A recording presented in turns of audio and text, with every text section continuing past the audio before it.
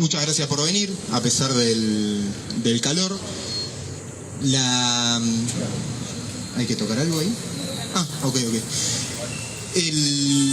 Estamos organizando desde Política Obrera una charla de cara al 24 de marzo con el objetivo de discutir o intervenir en un debate que se está desarrollando hoy en día dentro de la convocatoria a la movilización, que Marcelo Ramal, compañero dirigente de Política Obrera, va a poder desarrollar bien en su intervención, en el cual nosotros queremos recalcar que estamos yendo a una movilización que no es simplemente una fecha conmemorativa, sino que es una fecha y una instancia de lucha política en el marco del desarrollo de una crisis política y económica en Argentina sin precedentes.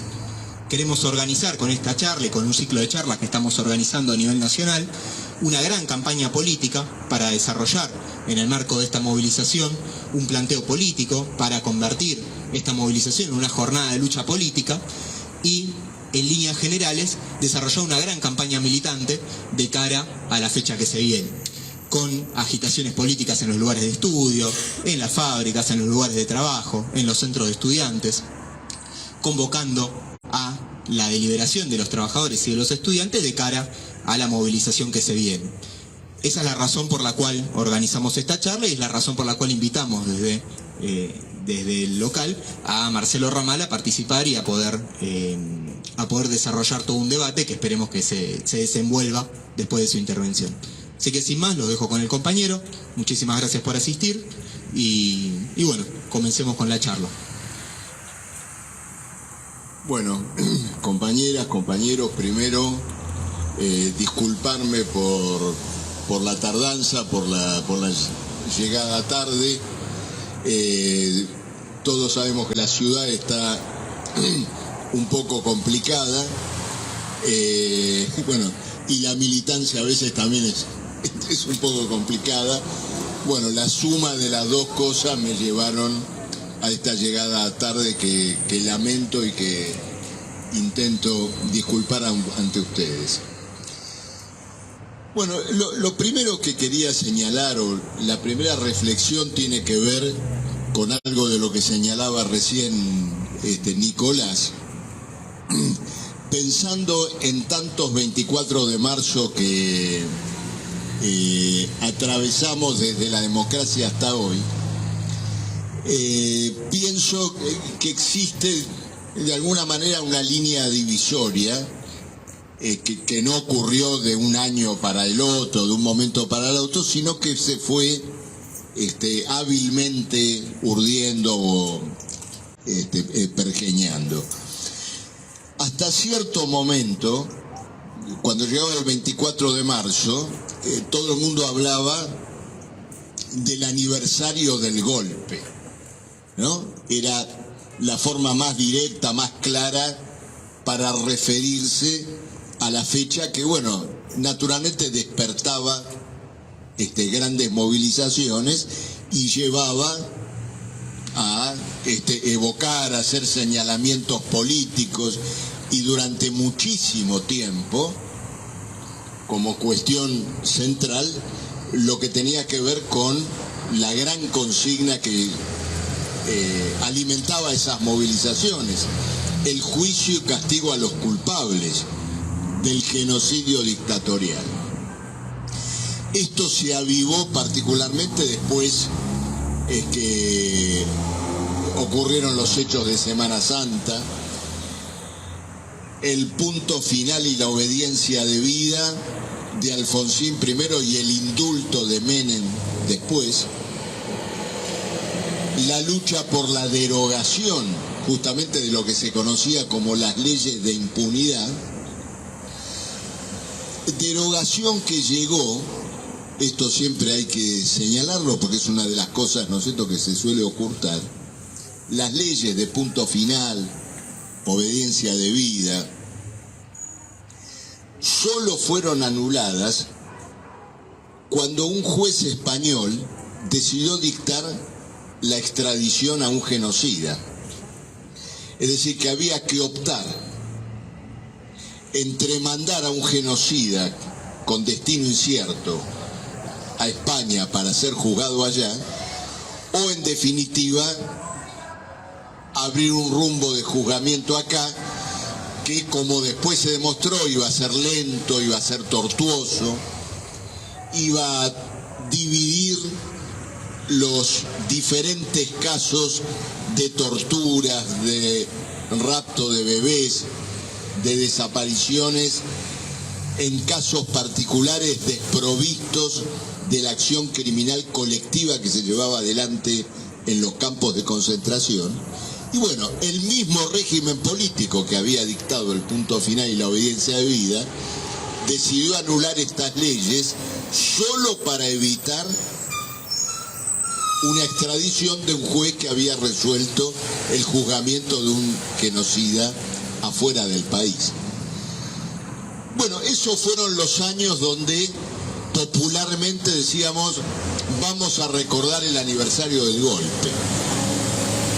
Un día, sin embargo, el 24 de marzo, el aniversario del golpe militar, pasó a ser llamado el Día de la Memoria. Y pareció con esto tratar, ¿no es cierto?, de tomar cierta distancia del hecho brutal, cierto, de que un golpe genocida se había dictado en la Argentina, y esto quedaba envuelto en esta cuestión, ¿no es cierto?, más difusa, referida a la memoria. Junto con esto, ocurrió otro hecho trascendente, que este Día de la Memoria se convirtió en un feriado. Y entonces aquellas movilizaciones del 24 de marzo que se hacían en día laborable, cuando la gente salía de laburar, que en su vigor y en las razones de su lucha equivalían, y en muchas veces equivalieron a una gran marcha como la que se llevaría adelante, por ejemplo, en una jornada de huelga nacional, bueno, pasó a ser la marcha de un feriado. Y en este contexto casi la pretensión de transformar al antes aniversario del golpe, ahora Día de la Memoria, en un aniversario escolar. Este año observé que hay un nuevo salto en esto, porque más que el Día de la Memoria, lo que se está festejando este año, debe ser porque justo coincide con un número redondo, 83, son los 40 años de democracia. ¿No es cierto? Como si alguien hubiera dicho, mira,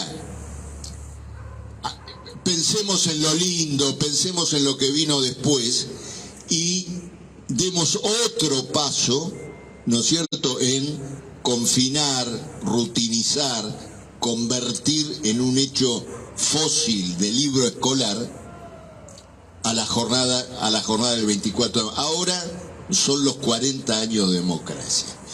Ahora, en todo esto hay una gran paradoja, porque recién Nicolás decía, bueno, el 24 de marzo no puede ser un día conmemorativo, y uno entiende perfectamente esto que todos los militantes sentimos, que bueno, salimos a la calle y queremos colocar una agenda actual de reivindicaciones, de problemas, de reclamos. Ahora,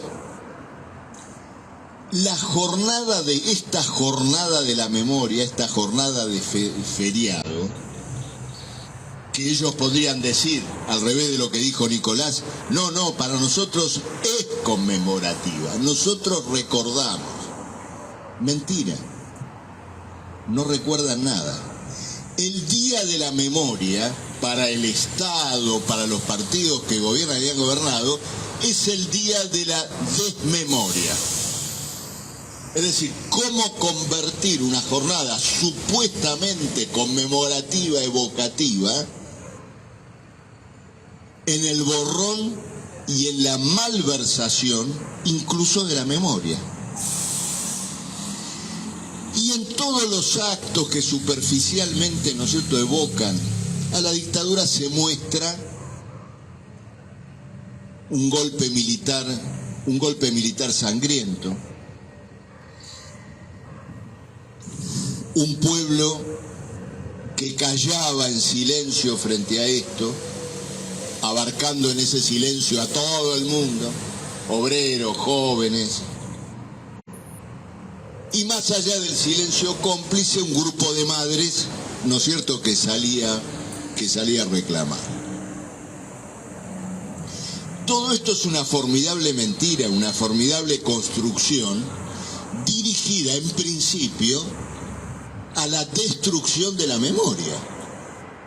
Nada menos que los que metieron el día de la memoria. ¿Por qué? Porque la dictadura enfrentó una muy importante resistencia. Comisiones internas que en 1976-77 enfrentaron las acciones represivas y también los atropellos laborales. Por ese motivo desaparecieron comisiones internas enteras, como la de Mercedes-Benz. Una periodista alemana que admiro mucho y de la cual tengo, no diría que soy amigo, pero que tenemos así una cordialidad, nos vemos de vez en cuando, Gaby Weber, ha estudiado, ha denunciado y ha buscado llevar a los tribunales argentinos e internacionales a los directivos de la Mercedes-Benz por su complicidad en la Argentina con el secuestro de delegados obreros e incluso de sus hijos por parte de los directivos de la empresa y de los militares. El movimiento estudiantil también luchó. En los años de la dictadura, los militantes ingresábamos a la facultad con los periódicos partidarios escondidos adentro del calzoncillo.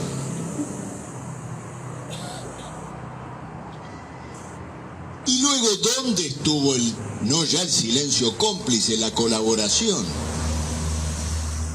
En los partidos de la burguesía argentina, el radicalismo, el peronismo. No solamente silencio cómplice es una abstracción. Centenares de intendentes de la dictadura militar pertenecían en aquel momento al radicalismo y al peronismo. El principal dirigente de la época del radicalismo, Ricardo Balbín, anticipó la llegada de la dictadura llamando a las fuerzas represivas a destruir lo que él llamaba la guerrilla fabril. ¿Qué era la guerrilla fabril? Esto que relataba antes, Mercedes-Benz y General Motors, donde militaba un querido compañero nuestro, Marcelo Arias, que desapareció. Entonces, en esa desmemoria disfrazada de Día de la Memoria, se ha tratado fundamentalmente de encubrir, de ocultar el papel de la burguesía argentina y de sus partidos como cómplices y copartícipes de la dictadura militar, a la cual apoyaron, a la cual instigaron y a la cual, digamos, desenvolvieron en sus grandes objetivos, que era, digamos, en primerísimo lugar, impedir que la gran crisis del gobierno de Perón y luego de Isabel, que tuvo su expresión en la extraordinaria huelga general de junio-julio de 1975, que esa intervención obrera tuviera luego un desarrollo revolucionario, y para abortar ese proceso y vista la impotencia ya del peronismo para contenerlo, llevaron adelante el golpe militar que fue auspiciado, reclamado por las grandes centrales empresarias de la Argentina. Entonces, este es el carácter. Si alguien dijera, vamos a hacer un día de la memoria, memorizando y recordando esta memoria que estamos discutiendo acá, participaríamos de esa jornada de la memoria que nos llevaría naturalmente a luchar ahora contra los herederos políticos de aquella complicidad. Todo lo que hoy se llama Día de la Memoria es entonces esa gran operación de encubrimiento de los partidos que colaboraron con la dictadura. ¿Y por qué necesitan no solamente llevar adelante, sino reforzar inclusive ese encubrimiento con el feriado, ahora con los 40 años y con toda esta cuestión? Porque en todo el periodo histórico posterior fueron esos partidos los que se encargaron de continuar y de consolidar las conquistas reaccionarias que la dictadura militar logró contra los trabajadores argentinos.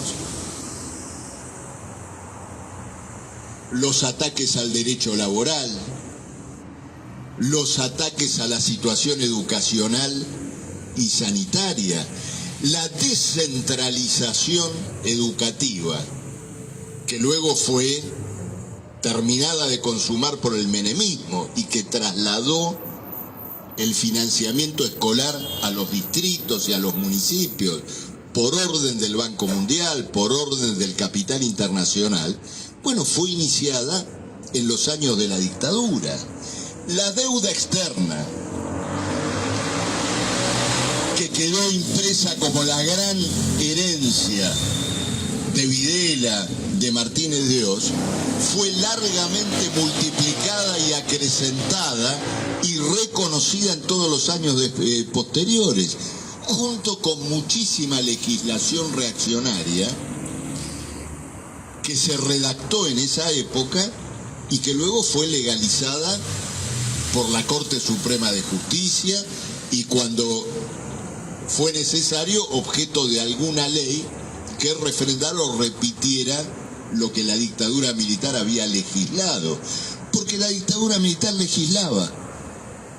No se crean que eran todos decretos de Videla.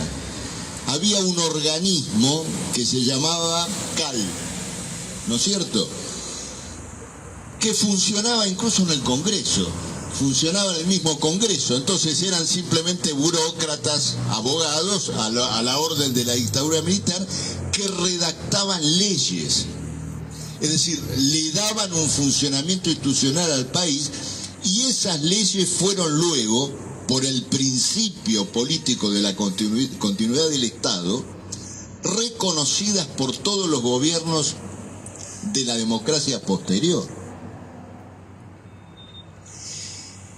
Entonces, uno entiende a partir de este punto por qué razón aparece toda esta operación de mistificación en torno del 24 de marzo y por qué se intenta, evidentemente, borrar esta responsabilidad entonces y de ahora, en la legalización, en la continuidad de todo el orden que rigió bajo la dictadura militar, y en aspectos y en conquistas reaccionarias que luego incluso intentaron o fueron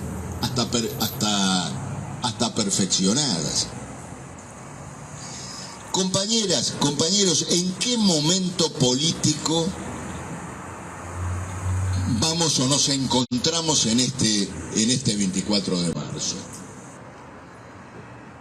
Ustedes vean lo siguiente: en todo este periodo, y siempre cuando llega un 24 de marzo, aparece la necesidad de acordarse o de recordar los grandes puntos de inflexión de la historia argentina, incluso partiendo de aquel año 1982,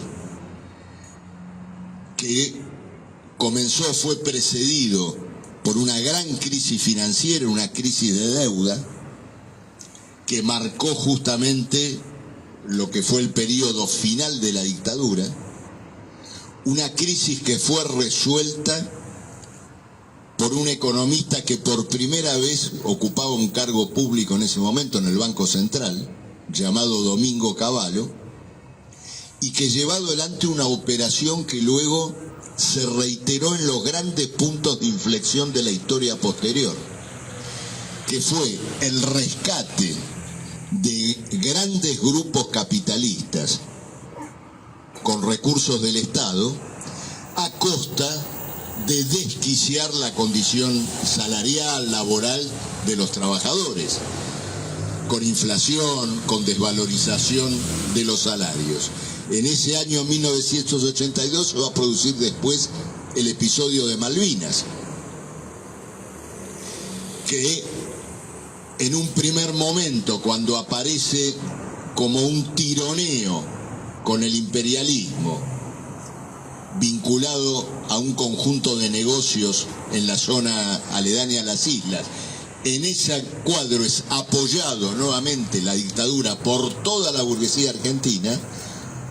Cuando el choque se transforma en una guerra real, es decir, en un choque con el imperialismo, bueno, la burguesía pasa a conspirar por la derrota de la guerra y luego arma con el imperialismo norteamericano el relevo de la propia dictadura. Fue también un gran punto de inflexión la crisis de 1989.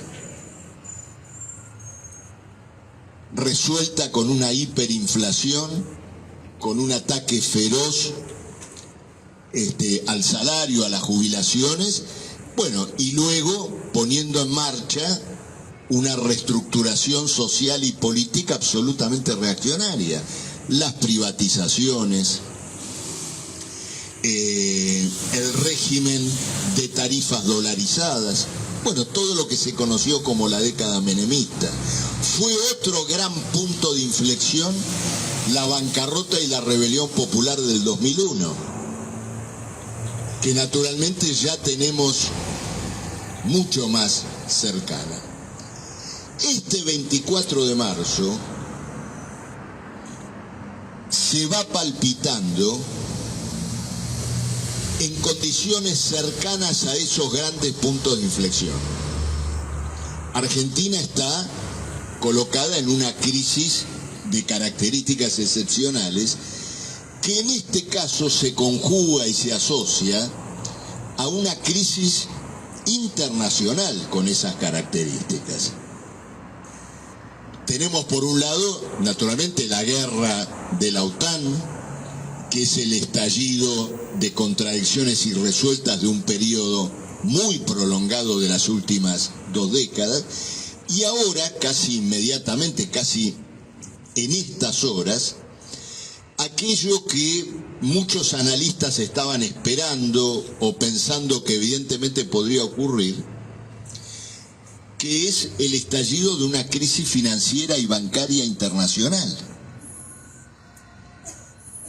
que es esencialmente el resultado de que la acumulación de deudas que los estados capitalistas desarrollaron en los últimos años, junto a las deudas corporativas, no tienen condiciones de ser pagas y por lo tanto se han desvalorizado de una manera brutal, desvalorizando el activo de los bancos que tenían esas deudas. Estas son las condiciones generales de la crisis mundial que rodea la crisis argentina en las condiciones que conocemos acá. En los últimos días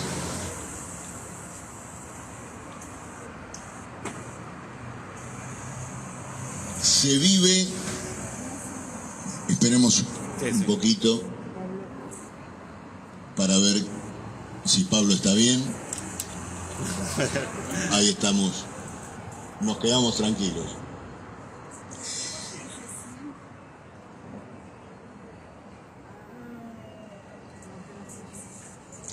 En los últimos días en la Argentina se vive un cierto clima político y económico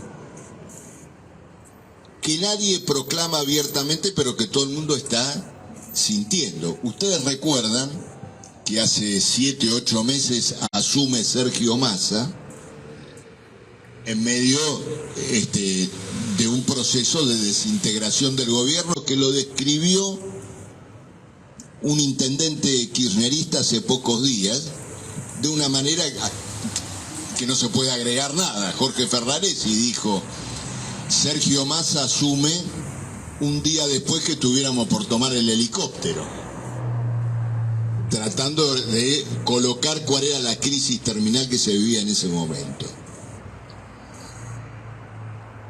Hoy el clima que se vive y que se dice de una u otra manera es que esa operación económica y financiera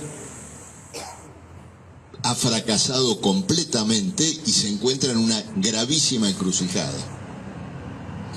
El debate que hoy se coloca es si este conjunto de desequilibrios acumulados va a poder atravesar o no el periodo electoral. Hace unos meses el debate era la bomba de tiempo que nos dejan después de las elecciones. Ahora se está debatiendo respecto de si el tic-tac de la bomba tiene condiciones para llegar a después de las elecciones o no. Ahora en el marco, ¿no es cierto?, de esta crisis internacional. Y por supuesto en esto hay un conjunto de intereses cruzados que se meten también en la campaña electoral. ¿Por qué? Porque esta crisis que se ha planteado con la deuda en pesos de la Argentina, la necesidad del gobierno para intervenir y buscar darle alguna forma de respaldo, utilizar hasta el agotamiento, hasta exacerbar hasta el paroxismo los fondos del Banco Central. Bueno, todo esto tiene que ver con una percepción de que a término, es decir, en 2024, 2025, Argentina no tiene condición de afrontar la deuda que primero pateó con Guzmán, la deuda en dólares, y ahora esta deuda en pesos.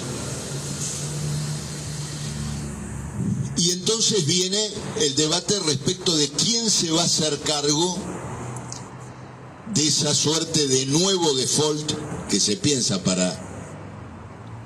en principio para el gobierno que viene, y luego las condiciones sociales y económicas que va a plantear ese nuevo default.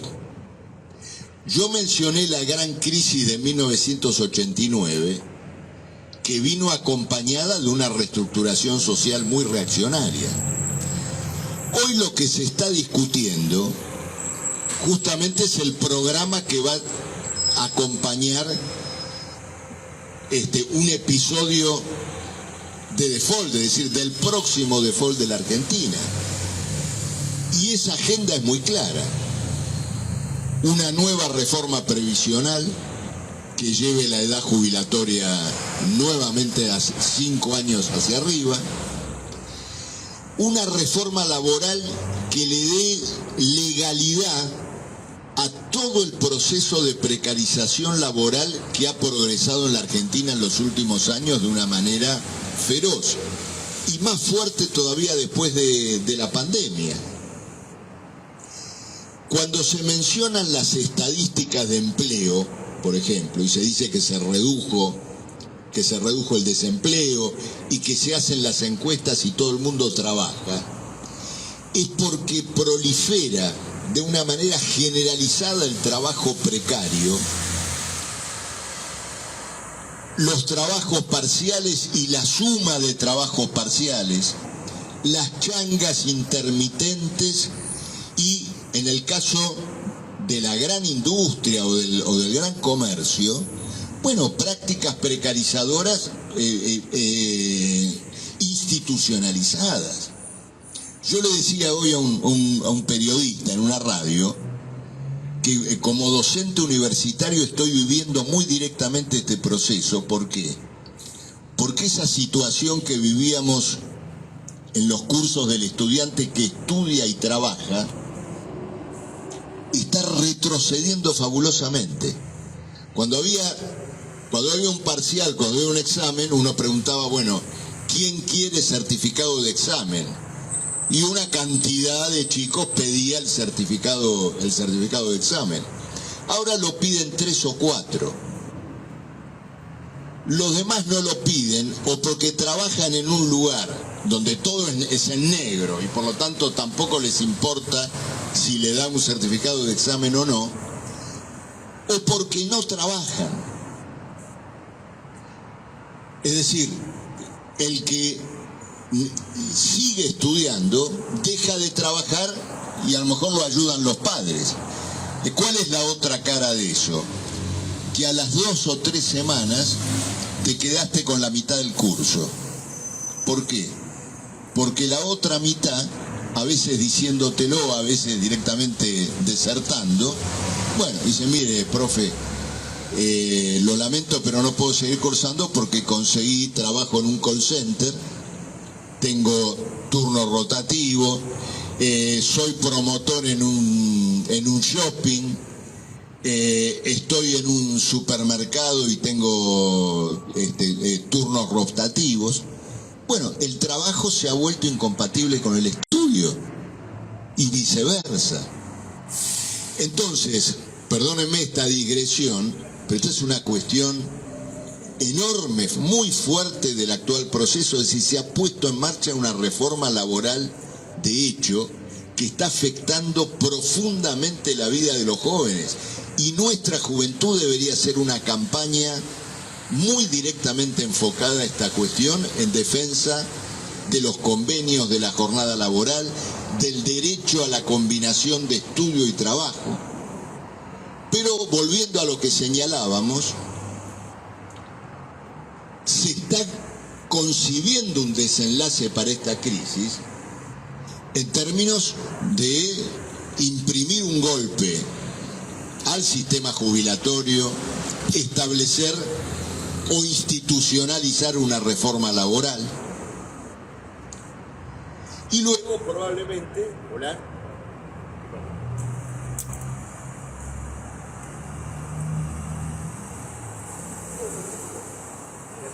hola,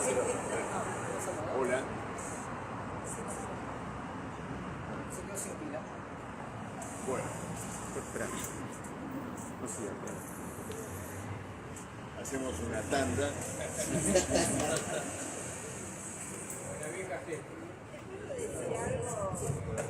Yo se lo cambio muy rápido, no lo sabía, nadie me dijo. Me imagino que sí. Yo creo que ahí que el gobierno, como todos los gobiernos que pasaron, no les interesa que los chicos se cumplan. Por esta misma razón en el pasado.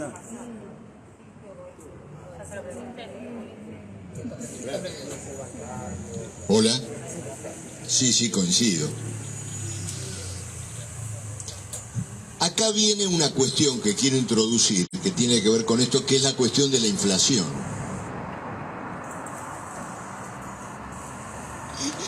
Con la inflación ocurre algo importante también para caracterizar y denunciar, que, digamos, el gobierno la presenta como, bueno, un problema, un mal. Tenemos la inflación, tenemos que bajarla, tenemos que corregirla. Acá se ha puesto en marcha, con el FMI, un plan que es claramente inflacionario. Esto no cayó del cielo, el plan pactado entre el gobierno y el FMI es inflacionario. Admite la indexación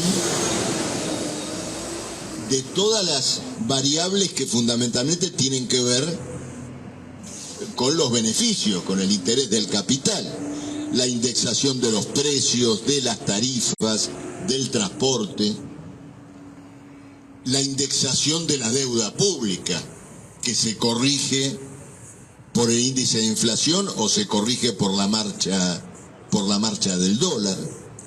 Bueno, se ha instalado un régimen inflacionario que solo tiene dos cosas que que no se indexan estrictamente con la inflación. Las jubilaciones y el salario.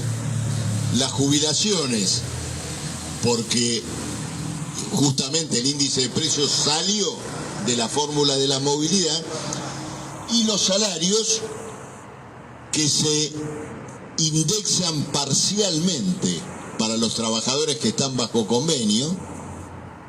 Digo parcialmente porque no se indexan con la inflación. No hay ningún acuerdo que indexe con la inflación.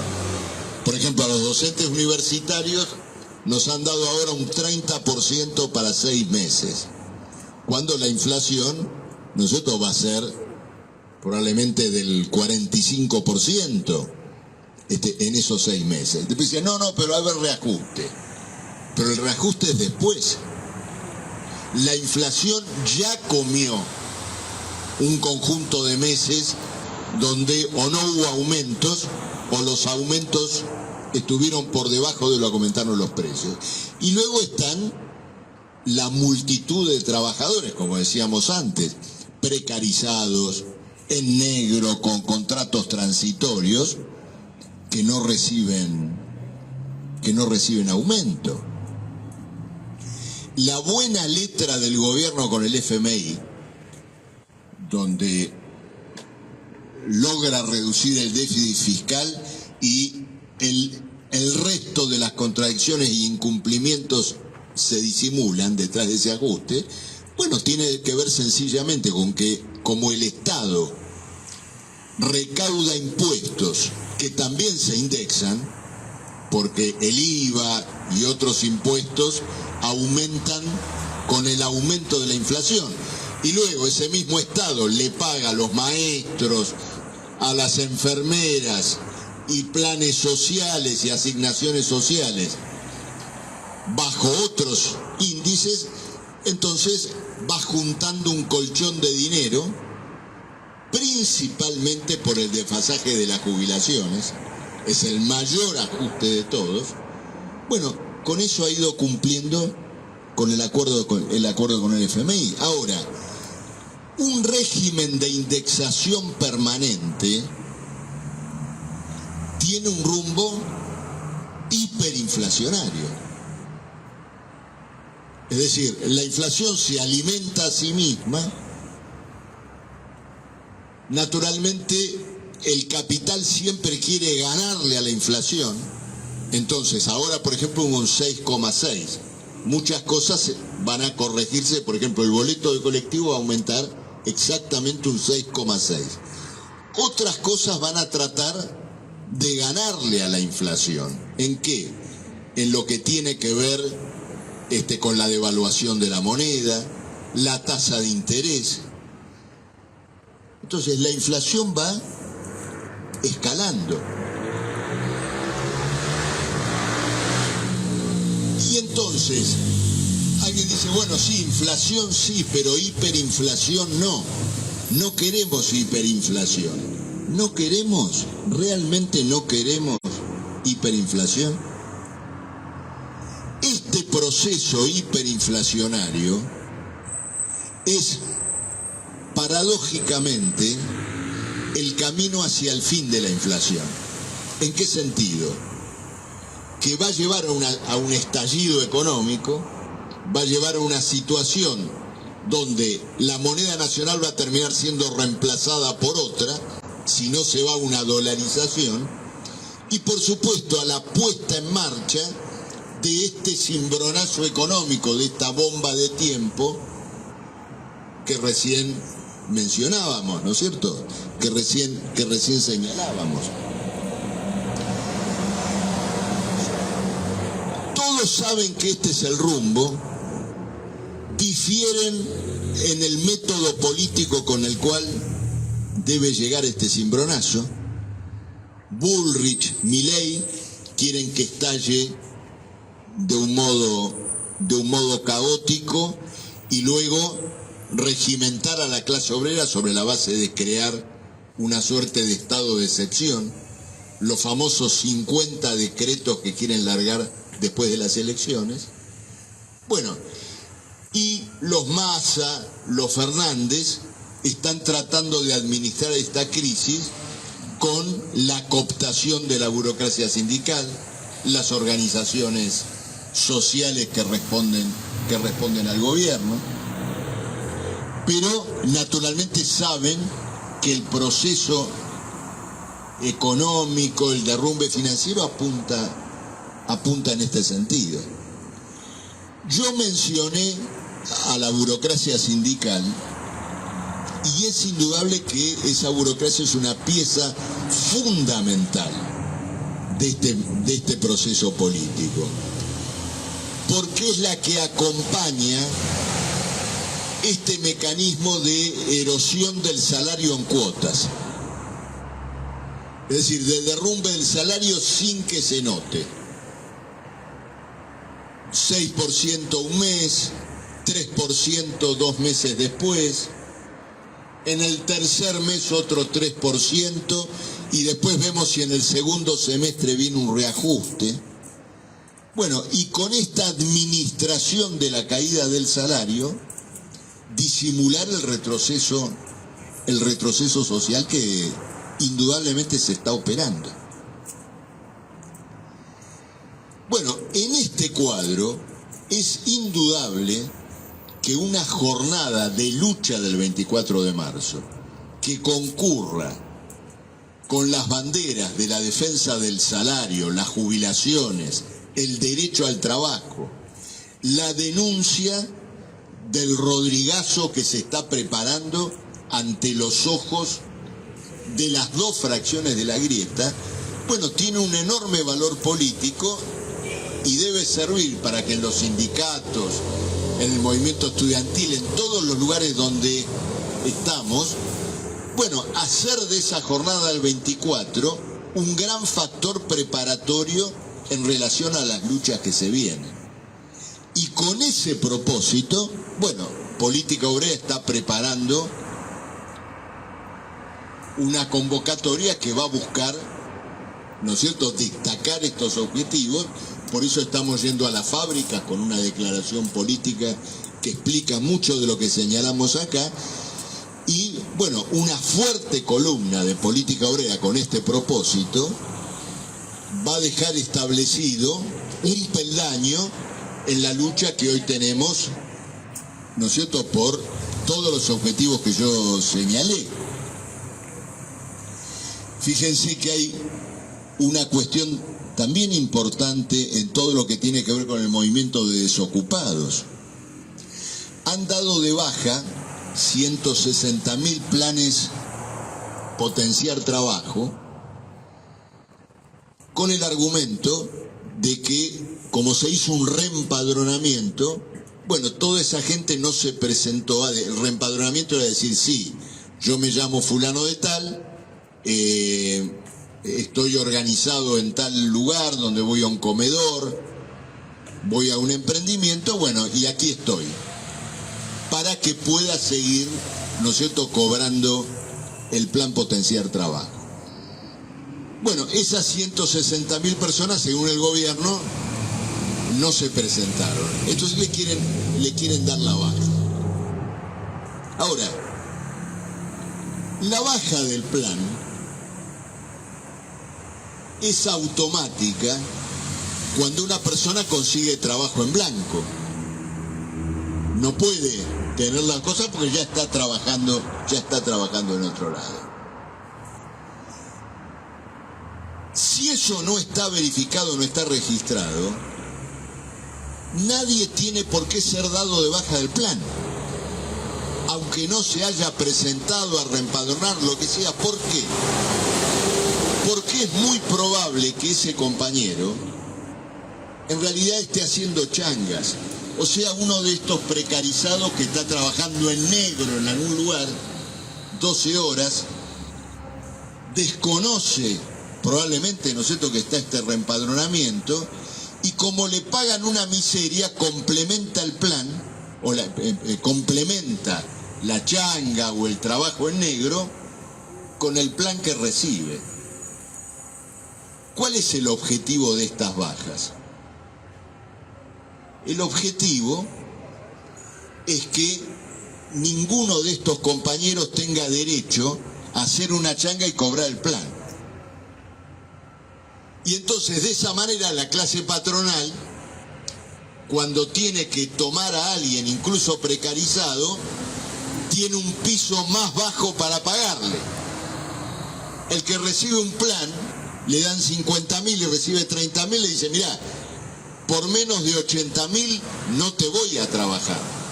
Si no tiene el plan, va a tener que trabajar por 50.000.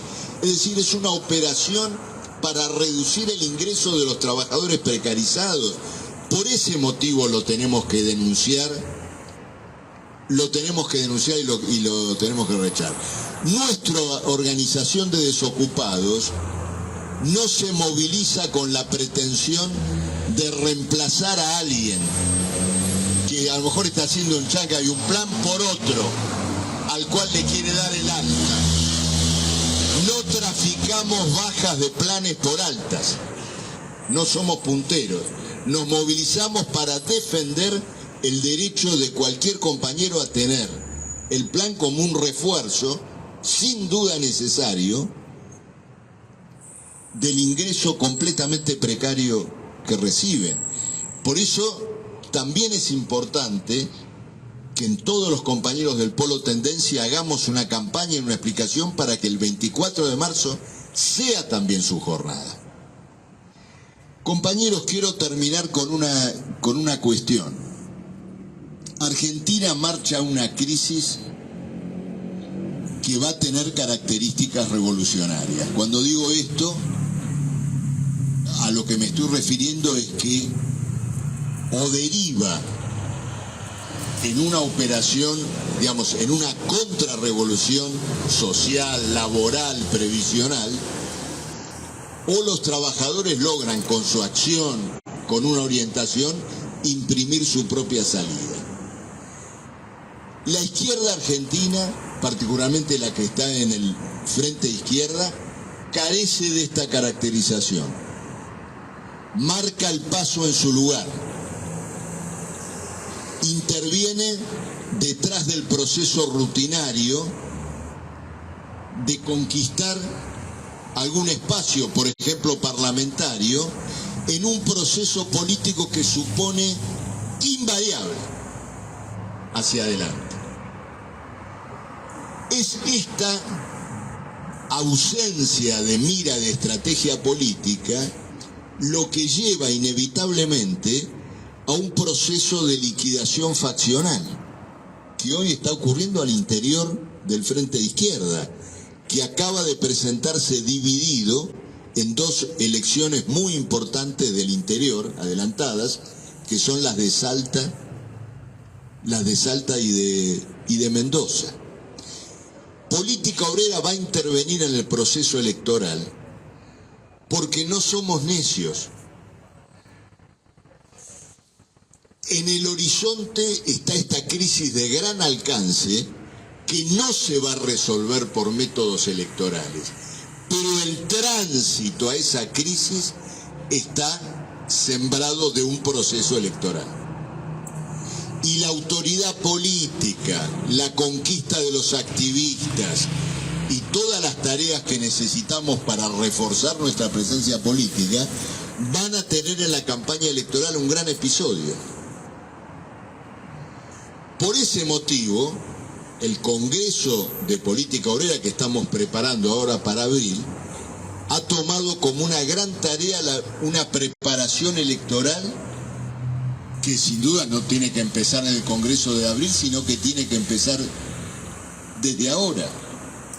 La jornada del 24 de marzo, nuestra movilización, tiene que abonar a compañeros que luego intervengan con nosotros en la campaña electoral como difusores, como candidatos.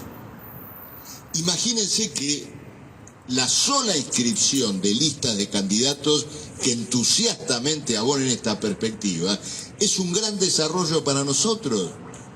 En la Cava tenemos que armar las 15 listas de comuneros, además de nuestra lista de legisladores. En todos, acá en la Ramón, en la 13, ¿no es cierto? En la 13, en la 14, en la 15, en las 15 comunas, armar nuestras listas de comuneros. Junto con eso, desarrollar y afinar nuestro planteo político en la ciudad, en una ciudad que aparte está soliviantada por el colapso eléctrico como vimos en estos días. Entonces, en este escenario general se escribe nuestra movilización del 24 de marzo y esto es lo que les quería plantear. Les agradezco mucho.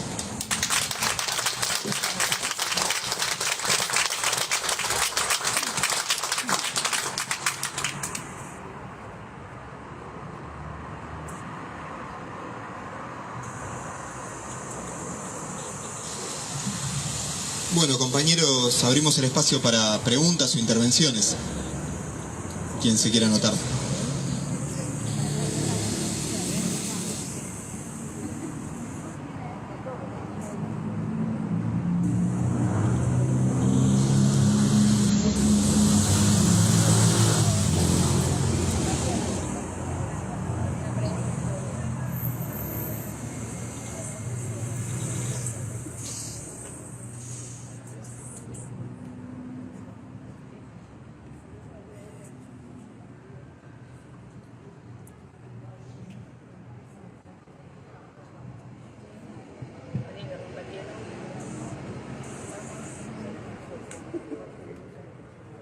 ¿Nadie?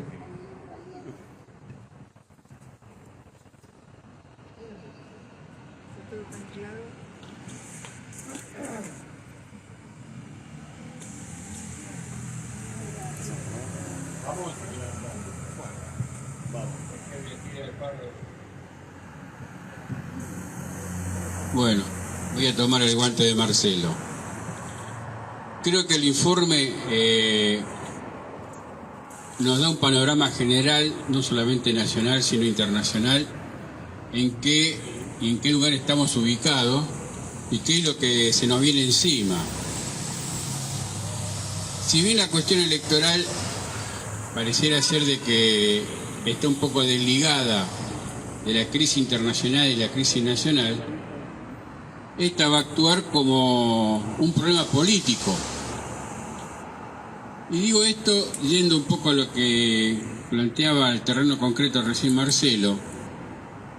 Acá estamos todos compañeros que son de capital y la cuestión de las comunas, casi nadie las conoce, te da la posibilidad de poder intervenir en todos los problemas que hay en el barrio. Y cuando digo problemas que hay en el barrio, no son problemas... o sea, te obliga a meterte en los problemas del barrio. Y estos problemas del barrio puede ser una escuela, puede ser un hospital. Un simple ejemplo. Nosotros en la comuna 13 hay un consejo, participan 10, 20, 30 vecinos. Ahora están haciendo una actividad por el Pirobano, que abarca varias comunas. Y sabemos que el tema de la salud está en la mira del gobierno justamente para privatizar y además para poder vender las tierras que ocupan los edificios del gobierno de la ciudad. Y esto abarca también las escuelas. Ojo, o sea, en la lucha barrial no es solamente un problema específico del barrio, es donde se traduce toda la línea de la orientación política del país, del gobierno, a nivel nacional. Nosotros no estamos exentos de los problemas climáticos. Por ejemplo, este tema de Edesur. Qué casualidad. La zona más abandonada por el gobierno de la ciudad, que es la zona sur, carece de infraestructura. Edesur no es lo mismo que Edenor. ¿Por qué no es lo mismo? Porque en la zona norte hay un gran desarrollo inmobiliario que requiere toda una dinámica estructural que no la tiene la zona sur. O sea, lo que se viene en la zona sur de la capital es una expoliación de las tierras y de los bienes, etcétera. Terrenos baratos, ahí está los hospitales, para ponerlo en valor. la frase del gobierno, puesta en valor. Y no se olviden que en la capital se aprobó la creación de barrios náuticos. Ahora, ¿dónde se van a hacer los barrios náuticos? En el Río de la Plata y en el Riachuelo. Y no solamente eso, sino del lado que Marcelo habló de Ferraresi. Ferraresi fue el ministro de Desarrollo Territorial y Hábitat, intendente de Avellaneda. Hay toda una política de reestructurar, o sea, poner en valor el Riachuelo, y Ferraresi, ahora que volvió a la intendencia, sacó un decreto que aquellos inmuebles que no pagaron impuestos durante 20 años van a ser expropiados por la municipalidad. Y uno se fija que del otro lado del Riachuelo, que es Avellaneda, la costa está inundada de fábricas abandonadas de hace más de 30 años. O sea, no es un problema menor. Y es un problema que a vos te lleva en el barrio a conectarte con un metalúrgico, con un docente, con un médico, por el problema que surge, que le afecta en ese momento, que por ejemplo estás en este momento en la zona sur por el problema de la electricidad. El sur no va a reactivar, al contrario. Hace como 30 años que está la situación esta. Esto se va a poner en valor, van a vender la casa, 2 mangos, y van a venir los grupos. Y es un plan estratégico. En la zona sur están desarrollando el ferrocarril que llega hasta Garnica. ¿Y por qué? Porque Garnica es el dormitorio de la gente que labura en la capital.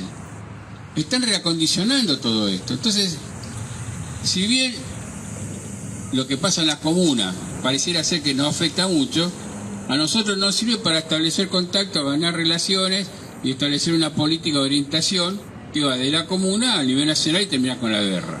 Creo que tenemos que ponerle bastante énfasis en eso, junto con la actividad de que se hagan los frentes propios, como las fábricas, los colegios y donde estemos trabajando. Quería plantear esto.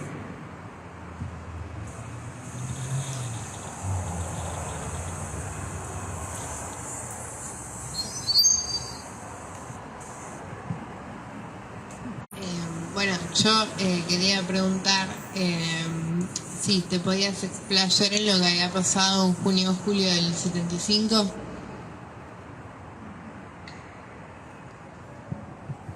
¿Qué tal, Marcelo? Bueno, no, una pregunta de actualidad, ¿no? Hablaste un poco de la crisis financiera internacional actual, si por ahí te podrías explayar un poquito más en el sentido de si podemos decir, como dijimos en 2008, que no fue un martes negro más, si estamos en una situación similar, ¿no? ¿Qué similitudes tiene con esa crisis?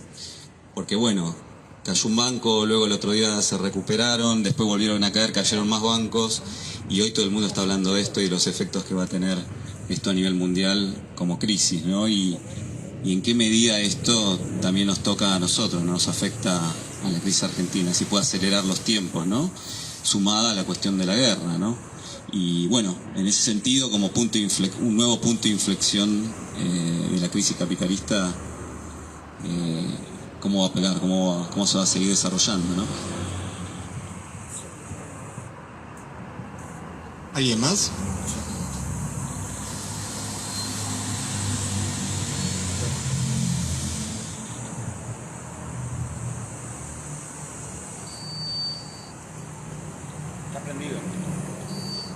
Bueno, arranco por esto último que planteó Diego.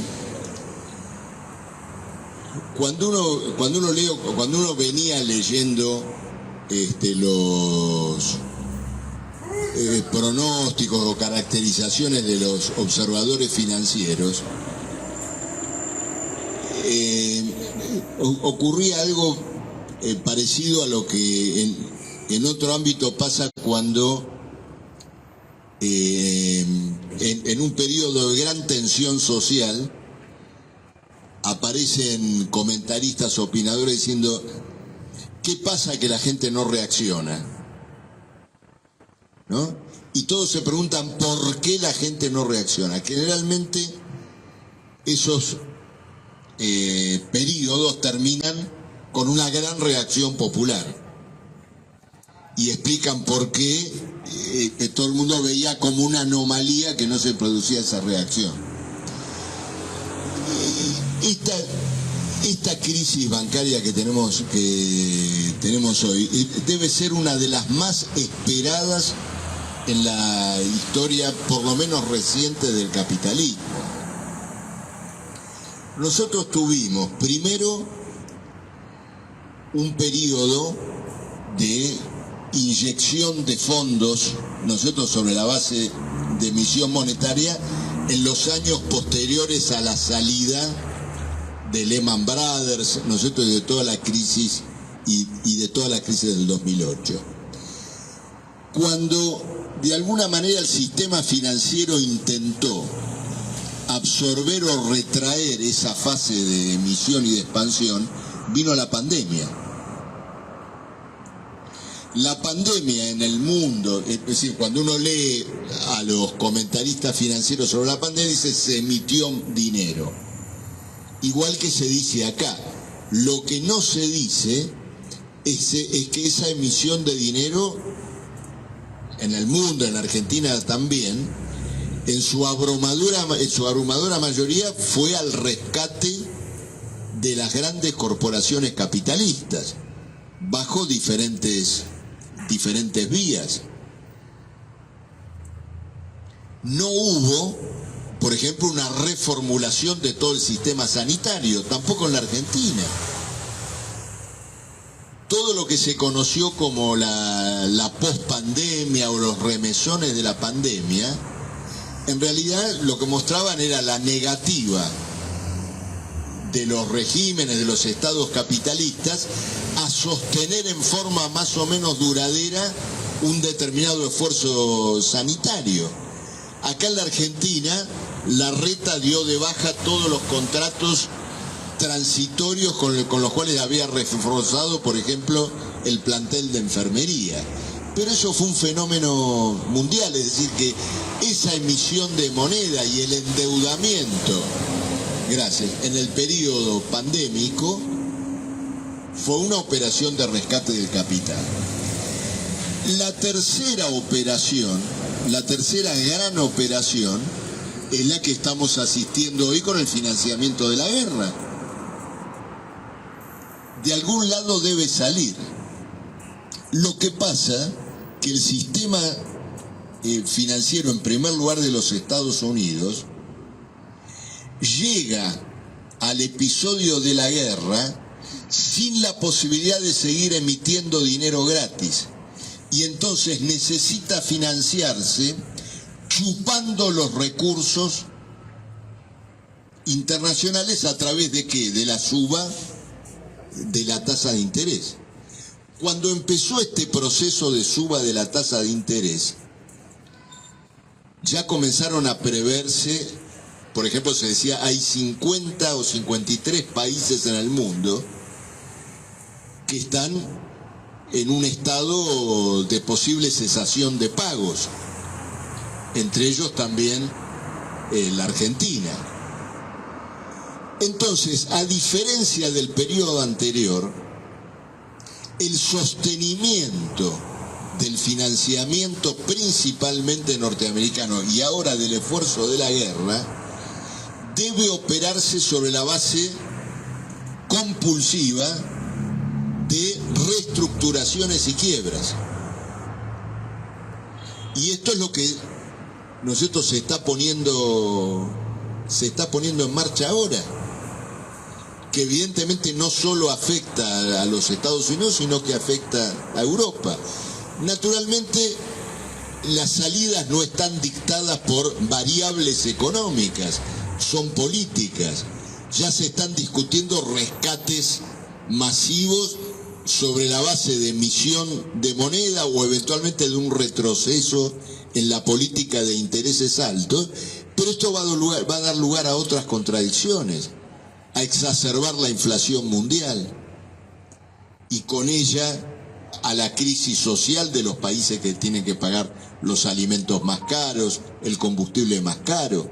Es decir, hemos ingresado en un periodo que junto con la guerra y con esta crisis financiera ahora en pleno desarrollo, va a desatar indudablemente grandes respuestas de la clase obrera, como ya, por ejemplo, se está viendo en el alcance de la huelga en Francia, en las rebeliones que ha habido en otros estados europeos por la penuria alimentaria o la penuria energética. Es el carácter, digamos, del periodo en el cual hemos ingresado. Y esto me parece que es lo que tenemos que destacar. Es interesante, por ejemplo, la historia, me detengo en una cosa más, la historia del Credit Suisse es un poco gracioso, ¿no es cierto?, que se leen los diarios, dice, episodios que antecedieron a la quiebra del Credit Suisse. Y uno lee y dice, bueno, era un grupo de chorros. Uno de los episodios que le involucran también es haber trabajado con dinero narco, algo que es común a los grandes bancos del mundo, que han apelado, ¿no es cierto?, a los recursos del narco, que de esa manera lavaron dinero y rescataron a los bancos. Es decir, que esto se entrecruza con la gran cuestión de la criminalización de las finanzas.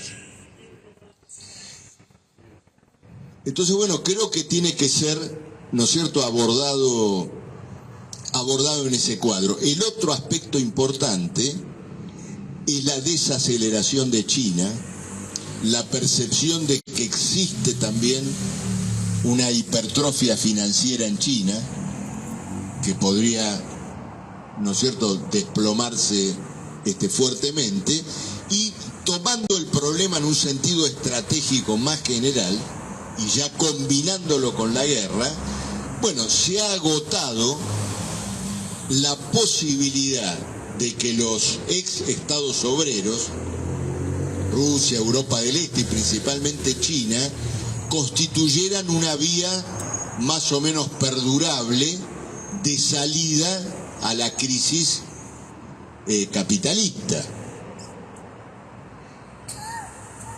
Y en un mercado, ¿no es cierto?, caracterizado por esta hipertrofia de capital ficticio, bueno,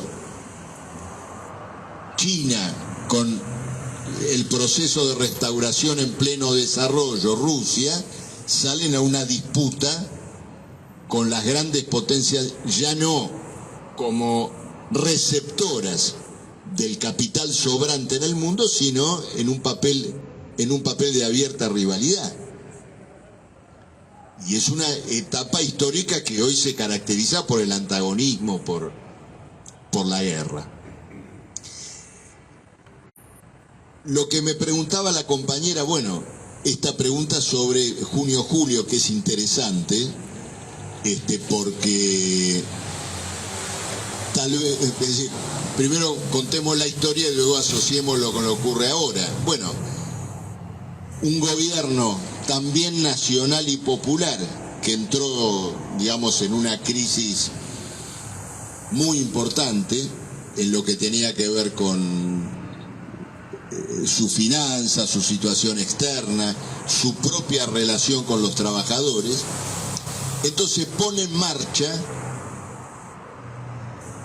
esto que ahora quieren todos los que dicen hace falta un plan de estabilización, hace falta un shock. Bueno, aplica su shock. Tarifazo general, devaluación. Y entonces, claro, viene la pregunta de qué van a hacer los trabajadores. La CGT de aquel momento era como la CGT, mango más, mando menos, no le vamos a hacer una huelga general a un gobierno peronista. Entonces empieza a parar una fábrica de la zona norte, empieza a parar otra, y se desata una huelga general con un fuerte componente autoconvocado, al punto que se forman coordinadoras en las zonas donde el movimiento huelguístico es más. Entonces, se desata una huelga general no declarada que el gobierno, ya en la emergencia, tiene que resolver permitiendo un aumento del 100% de los salarios y sacando del gabinete al gran Rasputín de un gobierno que en su descomposición ya se había tornado un gobierno criminal, con las 3A, con las represiones a los trabajadores. Entonces, el monje negro de esas operaciones, López Rega, sale del gabinete, ¿no es cierto? Ahora, uno dice, bueno, esa huelga general entonces fue victoriosa. Solo fue, podríamos decir, inmediata o transitoriamente victoriosa. ¿Por qué? Porque indudablemente una huelga general de ese alcance planteó el problema del poder político. Planteó el problema, digamos, de si la clase obrera podía darle una salida propia al gobierno en descomposición. Las reivindicaciones salariales cumplieron el papel de desarmar esa intervención política. Y entonces Política Obrera en aquel momento caracterizó que la huelga como victoria inmediata cargaba sin embargo una derrota estratégica, porque no había podido imponer una salida política a la crisis. Y en esos días donde la huelga tiene esta resolución, empieza la cuenta regresiva del golpe militar. Entonces, fíjate qué importante que es asociar los grandes procesos de lucha a una perspectiva política. Porque efectivamente allí eso es lo que estaba planteado, y un movimiento obrero extraordinario, con una presencia de comisiones independientes, pero con una débil impronta política, no logró imprimirle, ¿no es cierto?, su propia salida a esa crisis. Fue julio, desde agosto en adelante, los milicos empezaron a velar las armas. Y dijeron, si los obreros no lograron terminar con Isabel y bueno, vamos a terminar nosotros. Y a través de eso vamos a terminar también con los obreros que hicieron la huelga general de junio y julio. Bueno, compañeras, compañeros, no sé si hay otras preguntas, otros comentarios, si no, paramos acá. Y por supuesto los esperamos a todos. Maxi. Bueno, buenas noches. No, yo antes de terminar quería invitarlos formalmente a que se sumen a la columna nuestra de Política Obrera el 24 de marzo.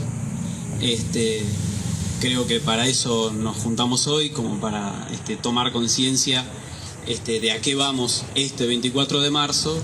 Creo que el informe fue amplio, completo, como para que nosotros podamos tener la mayor cantidad de herramientas a la hora de conversar con nuestros amigos, nuestras amigas, nuestros compañeros de trabajo, familiares. El 24 de marzo es la movilización más concurrida en general en nuestro país. Todo el mundo se moviliza el 24 de marzo. Son fechas importantes en nuestro país. Y hace unas semanas atrás, conversando con algunos compañeros, decían que muchos amigos, relaciones y demás, a la hora de la invitación al 24 decían, sí, nos vemos en la plaza, nos cruzamos. Es decir, tiene que ver con esto que Marcelo planteaba al principio de la charla. Cómo se ha vaciado políticamente el contenido de la movilización histórica, y se ha transformado en un evento más de característica social, en donde ya no tiene tanta importancia si vas al acto kirchnerista o al acto de la izquierda luego a la tarde, nos encontramos por ahí, digamos. Y nosotros tenemos una posición distinta. Nosotros consideramos que es una fecha de lucha, de combate. Entonces, espero haya servido esta charla para tomar todas estas herramientas e invitar a nuestros amigos, compañeros de trabajo, etcétera, a que movilicen el 24 de marzo, pero con un compromiso político, es decir, en esta columna política, con un programa, con un manifiesto, con un planteamiento que es nacional y que también es internacional. Así que bueno, nada, los invito a que preparemos esta movilización. Hoy es 17, tenemos una semana, unos días, para llamar, para invitar, para pasarles nuestra invitación, decir todo lo que nosotros planteamos y organizar, ¿no? Preparar una vistosa movilización con todas nuestras herramientas y banderas históricas que siempre estamos. Eso, nada más.